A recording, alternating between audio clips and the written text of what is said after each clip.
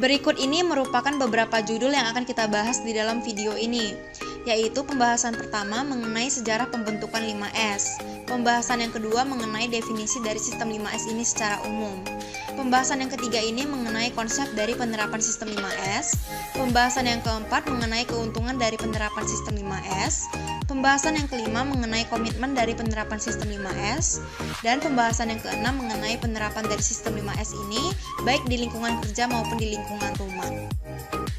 Pembahasan pertama mengenai sejarah dari sistem 5S, di mana sistem 5S ini merupakan salah satu bagian dari budaya Kaizen di Jepang. Nah, 5S ini terdiri dari Seiri, Seiton, Seiso, Seiketsu, dan Shitsuke. Di Indonesia, konsep ini dikenal dengan istilah 5R, yang terdiri dari ringkas atau memilah, rapi atau menata, resik atau membersihkan, rawat atau menciptakan aturan, dan rajin atau mendisiplinkan diri. Di kawasan Amerika, konsep ini dikenal dengan istilah 5S, yang terdiri dari sort atau memilah, straighten atau meluruskan, scrub atau gosok, systemize atau sistematisasi, and standardize atau standarisasi. Di kawasan Inggris dan Eropa, konsep ini dikenal dengan istilah 5C, yang terdiri dari clear out atau yang berarti singkirkan, configure yang berarti susun atau tata, clean and check yang berarti bersihkan dan periksa, kemudian terdapat conform yang berarti patuhi atau pastikan, dan kemudian terdapat custom and practice yang berarti kebiasaan dan praktek dari penerapan sistem 5S ini. Nah, seperti yang sudah disampaikan sebelumnya, bahwa sistem 5S ini merupakan salah satu bagian dari budaya Kaizen di Jepang, di mana Kaizen ini berasal dari bahasa Jepang yang memiliki pengertian berupa Kai yang berarti perubahan dan Zen yang berarti lebih baik. Oleh karena itu, maka Kaizen ini memiliki makna berupa perbaikan berkelanjutan atau continuous improvement. Terdapat beberapa kunci pelaksanaan Kaizen. Pertama, perfect quality, kedua, re-engineering, ketiga, smaller size, yang keempat, 5S, yang kelima, full system, keenam, SDM tanggap, yang ketujuh, hilangkan ketidakpastian, dan yang kedelapan, hilangkan pemborosan. Di mana dari kedelapan kunci pelaksanaan Kaizen ini, kita akan membahas lebih lanjut mengenai 5S. Terdapat beberapa konsep Kaizen. Yang pertama, konsep 3M, yang kedua, gerakan 5S, yang ketiga, siklus PDCA, dan yang keempat, konsep 5W tambah 1H. Di mana dalam konsep ini kita akan membahas mengenai gerakan 5S. Nah, pasti penasaran kan apa sih itu 5S? Jadi, 5S ini merupakan sebuah konsep penataan lingkungan kerja yang berfokus pada kebersihan dan efisiensi tempat kerja, standarisasi prosedur kerja, mengeliminasi segala sesuatu yang tidak diperlukan, serta secara bersamaan meningkatkan kualitas hasil kerja dan safety. Nah, dapat kita lihat ya bahwa sebelum penerapan dari 5S, semua barang berserakan, bertumpuk, tidak teratur. Nah, kemudian setelah diterapkan 5S, barang-barang teratur, kemudian disusun di tempatnya, dan selain itu juga dapat diperoleh dengan mudah. Konsep 5S ini terdiri dari 5 gerakan, di mana 5 gerakan tersebut memiliki urutan yang tersendiri, yaitu Seiri atau ringkas, kemudian Seiton atau rapi, selanjutnya Seiso atau resik, kemudian Seiketsu atau rawat, dan yang terakhir adalah Shitsuke atau rajin. Konsep yang pertama yaitu konsep Seiri, di mana konsep Seiri ini memiliki pengertian berupa suatu kegiatan yang dilakukan untuk membedakan atau memisahkan antara benda atau alat yang diperlukan dan yang tidak diperlukan. Kemudian mengambil keputusan dengan tegas dan menerapkan manajemen stratifikasi untuk membuang hal-hal yang tidak diperlukan. Di mana kata kunci dari kalimat tersebut adalah menyingkirkan dan memisahkan barang-barang yang tidak dibutuhkan. Nah, terdapat juga beberapa tujuan dari penerapan konsep ini. Yang pertama, untuk mengurangi kehilangan waktu dalam mencari item dengan mengurangi jumlah item yang tidak diperlukan. Yang kedua, mengurangi kemungkinan gangguan dengan item yang tidak diperlukan. Yang ketiga, menyederhanakan inspeksi. Yang keempat, meningkatkan jumlah ruang yang tersedia dan berguna. Dan yang kelima, meningkatkan keamanan dengan menghilangkan rintangan. Nah, kemudian bagaimana sih penerapan dari konsep ini? Yang pertama, memeriksa semua item di suatu lokasi dan mengevaluasi apakah kehadirannya di lokasi tersebut berguna atau tidak. Kemudian, menghapus item yang tidak diperlukan secepat mungkin. Kemudian, menetapkan yang tidak bisa dilepaskan secara langsung di area yang bertanda merah agar mudah dilepas nantinya. Kemudian, menjaga agar lantai kerja bersih dari bahan kecuali yang digunakan untuk produksi. Konsep seri ini merupakan langkah awal dalam mengimplementasikan 5S, di mana di dalam konsep ini terdapat kegiatan berupa pemilahan barang yang berguna dengan barang yang tidak berguna. Nah, barang yang berguna akan disimpan, sedangkan barang yang tidak berguna akan dibuang. Dalam langkah awal ini dikenal istilah red tag strategi, yaitu menandai barang-barang yang sudah tidak berguna dengan label merah atau red tag agar mudah dibedakan dengan barang-barang yang masih berguna. Barang-barang dengan label merah kemudian disingkirkan dari tempat kerja. Nah, selain penentuan dengan menggunakan label merah, akan disediakan juga beberapa kotak dengan menggunakan label yang berbeda. Misalnya seperti penggunaan dari label biru dengan label hijau, di mana label biru menandakan bahwa barang atau dokumen tersebut masih digunakan, sedangkan label hijau menandakan bahwa barang atau dokumen tersebut sudah jarang digunakan. Nah, semakin ramping atau lean tempat kerja dari barang-barang yang tidak dibutuhkan, maka akan semakin efisien tempat kerja tersebut. Konsep yang kedua yaitu konsep Seiton, di mana konsep ini merupakan langkah kedua setelah pemilahan atau konsep seri.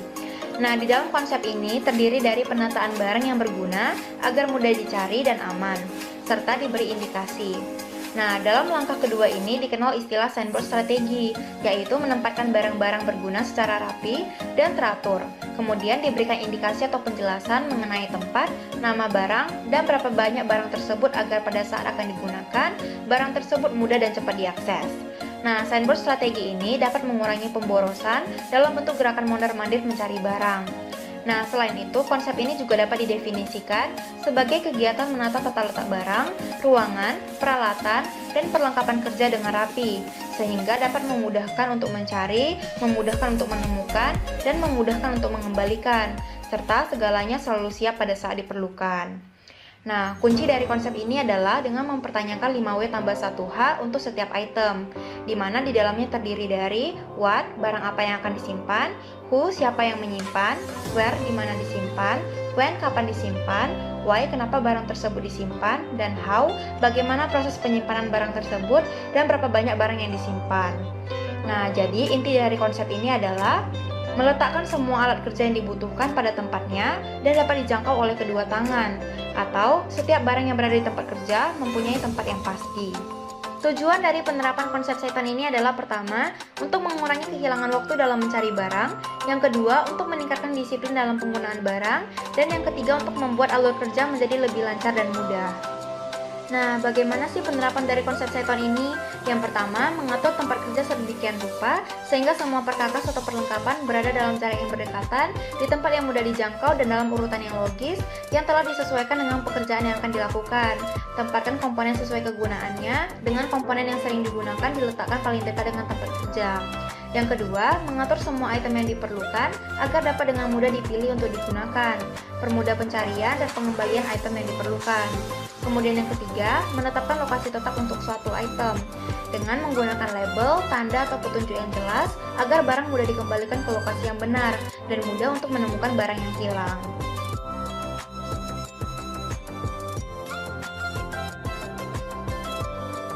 Nah, berikut ini merupakan gambar dari penerapan konsep Seiton ini, di mana dapat kita lihat di dalam gambar tersebut, lingkungan kerja menjadi lebih tenang, teratur, dan juga lebih terarah. Konsep yang ketiga adalah konsep Seiso, di mana konsep ini merupakan langkah ketiga setelah penataan atau konsep Seiton. Nah, di dalam konsep ini terdiri dari pembersihan barang yang telah ditata dengan rapi agar tidak kotor, termasuk tempat kerja dan lingkungan serta mesin, baik itu mesin yang breakdown maupun dalam rangka program preventive maintenance atau PM. Nah, sebisa mungkin tempat kerja dibuat bersih dan bersinar seperti ruang pameran, agar lingkungan kerja menjadi sehat dan nyaman. Nah, selain itu juga dapat mencegah motivasi kerja yang menurun akibat tempat kerja yang kotor dan berantakan. Nah, selain itu, konsep ini juga dapat didefinisikan sebagai suatu kegiatan yang dilakukan untuk membersihkan tempat kerja, mesin, dan perlengkapan atau peralatan kerja dari debu maupun kotoran yang melekat secara teratur, agar kondisi tempat kerja, mesin, dan peralatan atau perlengkapan kerja selalu dalam keadaan bersih dan terhindar dari kerusakan, degradasi, dan abnormality. Nah, dalam konsep ini, titik beratnya adalah membersihkan sebagai pemeriksaan dan menciptakan tempat kerja yang sempurna, di mana hal tersebut dapat terwujud dengan menghilangkan sampah kotoran dan barang asing untuk dapat memperoleh tempat kerja yang lebih baik. Nah, oleh karena itu, maka dapat kita ketahui bahwa inti dari konsep ini adalah membersihkan segala sesuatu yang berada di tempat kerja, sehingga tempat kerja yang kita tempati nantinya akan menjadi lebih bersih, lebih nyaman, dan juga lebih sehat.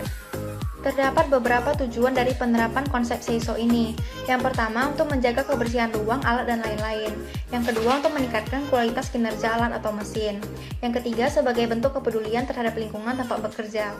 Yang keempat, untuk meningkatkan efisiensi dan keamanan proses produksi, mengurangi pemborosan, dan mencegah kesalahan dan kecacatan.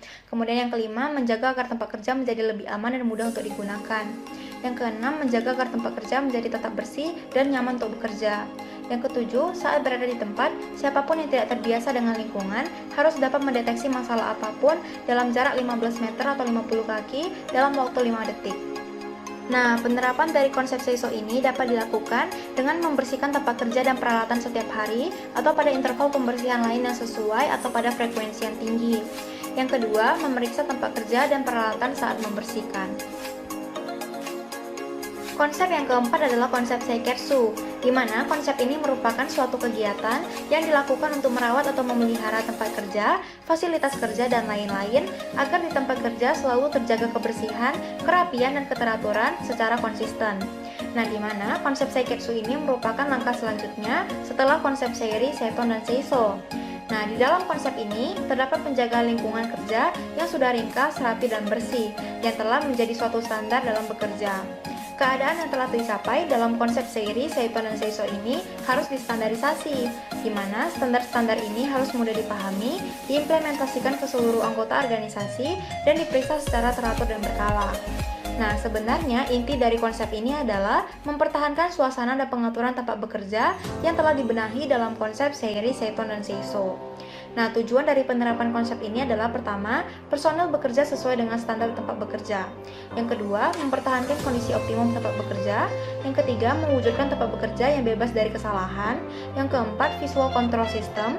Yang kelima, menetapkan prosedur dan jadwal untuk memastikan pengulangan dari 3 praktik S pertama, yang terdiri dari konsep Seiri, Seiton, dan juga Seiso. Nah, berikut ini merupakan penerapan dari konsep Seiketsu ini. Yang pertama, mengembangkan struktur kerja yang akan mendukung praktik baru dan menjadikannya sebagai bagian dari rutinitas sehari-hari. Yang kedua, memastikan semua orang mengetahui tanggung jawab mereka dalam melakukan penyortiran, pengorganisasian, dan pembersihan. Yang ketiga, menggunakan foto dan kontrol visual untuk membantu dalam menjaga semuanya sebagaimana mestinya. Yang keempat, meninjau status penerapan 5S secara teratur dengan menggunakan daftar periksa audit. Konsep yang kelima atau konsep yang terakhir adalah konsep Shitsuke, di mana konsep ini merupakan suatu kegiatan yang dilakukan untuk melakukan sesuatu yang benar dan positif secara berulang, terus-menerus, dan berkesinambungan, yang dicerminkan melalui pola pikir, pola sikap, pola perilaku, pola kerja, dan juga pola belajar. Nah, jadi konsep Shitsuke ini merupakan langkah terakhir yang berupa penyadaran diri akan etika kerja, yang di dalamnya terdiri dari pertama, disiplin terhadap standar, yang kedua, saling menghormati, yang ketiga, malu untuk melakukan pelanggaran, dan yang keempat, senang untuk melakukan perbaikan. Nah, di mana inti dari konsep ini adalah melakukan apa yang harus dilakukan dan jangan melakukan apa yang tidak boleh dilakukan, atau jangan malas untuk mengikuti perubahan yang kita buat sendiri. Nah, tujuan dari konsep ini adalah pertama, senantiasa bekerja sesuai dengan sistem dan prosedur. Yang kedua, munculnya budaya produktif, efektif, dan efisien di lingkungan tempat bekerja. Yang ketiga, meningkatkan jiwa korsa. Yang keempat, meningkatkan motivasi, disiplin, dan juga etos kerja. Dan yang kelima, memastikan bahwa pendekatan 5S diikuti dengan baik. Nah, berikut ini merupakan beberapa tindakan yang dapat dilakukan dalam menerapkan konsep Shitsuke ini. Yang pertama, mengatur sesi pelatihan. Yang kedua, melakukan audit secara rutin untuk memastikan bahwa semua standar yang telah ditetapkan diterapkan dan diikuti. Yang ketiga, menerapkan peningkatan jika memungkinkan, di mana masukan pekerja bisa sangat berharga untuk mengidentifikasi peningkatan. Dan yang terakhir, ketika masalah muncul, identifikasi penyebab dari masalah tersebut dan terapkan perubahan yang diperlukan untuk menghindari terulangnya kembali masalah tersebut. Pembahasan yang keempat mengenai keuntungan dari penerapan sistem 5S. Mengapa sih kita perlu menerapkan sistem 5S ini? Nah, dengan menerapkan sistem 5S ini, kita dapat meningkatkan kualitas, meningkatkan safety, menurunkan biaya, dan meningkatkan produktivitas dari suatu perusahaan. Berikut ini merupakan beberapa komitmen dari penerapan sistem 5S. Yang pertama, setiap sampah akan menuju pada tempatnya. Yang kedua, mengembalikan setiap peralatan pada tempatnya atau set in order. Yang ketiga, membersihkan setiap tumpahan dengan segera. Yang keempat, membersihkan area kerja pada saat jam kerja. Yang kelima, menjaga meja bersih dari kertas kerja. Yang keenam, menyimpan setiap dokumen kerja segera. Yang ketujuh, membersihkan setelah melakukan perbaikan. Yang kedelapan, 5S adalah bagian dari tugas saya, di mana kita menganggap bahwa penerapan sistem 5S ini merupakan tugas dari masing-masing individu. Dan yang terakhir adalah 5S, yang berarti saya pelajari, saya lakukan, saya ukur, dan saya tingkatkan. Dalam hal ini kita harus mempelajari penerapan dari sistem 5S, melakukan penerapan sistem 5S, mengukur sistem 5S, dan meningkatkan penerapan dari sistem 5S. Nah, berikut ini merupakan penerapan dari 5S yang dapat kita wujudkan dalam bentuk telapak tangan. Yang pertama, terdapat ringkas atau seri, di mana kita memilah dan memisahkan barang-barang yang tidak perlu. Yang kedua, terdapat rapi atau seiton, di mana kita menyimpan barang sesuai dengan tempatnya. Yang ketiga, terdapat resik atau seiso, di mana kita menjaga kebersihan di sekitar kita, baik itu di tempat tinggal ataupun di tempat kerja. Kemudian yang keempat, terdapat rawat atau seikatsu, di mana kita memelihara dan merawat konsep ringkas, rapi, dan resik. Dan yang terakhir atau yang kelima yaitu rajin atau shitsuke, di mana kita mulai terbiasa dan disiplin dalam menerapkan konsep ringkas, rapi, dan resik. Nah, jangan lupa untuk menerapkannya ya teman-teman.